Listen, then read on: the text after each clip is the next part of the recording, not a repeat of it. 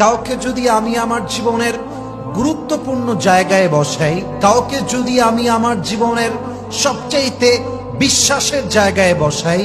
কাউকে যদি আমার জীবনে আমি আমার জীবনের চাইতে বেশি ভালোবাসি এবং সেই মানুষটা আমার ভালোবাসার মূল্য বোঝে না, আমার গুরুত্বের মূল্য বোঝে না, আমার সঙ্গে মিথ্যা বলে, আমার সঙ্গে বেঈমানি করে, আমার সঙ্গে চিট করে, আমাকে অবহেলা করে, মাথায় রাখতে হবে সে মানুষের সঙ্গে থাকার চাইতে একা বাঁচা 1000 গুণ বেশি উত্তম। ঠিক কিনা বলেন?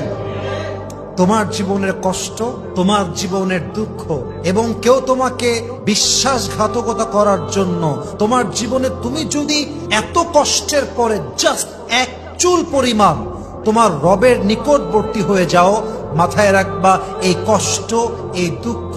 এই প্রতারণা, এই ধোঁকা এটা তোমার জীবনে আযাব নয়, বরং এই একাকিত্বের মাধ্যমেই, এই কষ্টের মাধ্যমেই আল্লাহ তোমাকে একদিন তার সবচাইতে কাছের প্রিয় বান্দা হিসেবে কবুল করবে। সুবহানাল্লাহ পড়ে সবাই।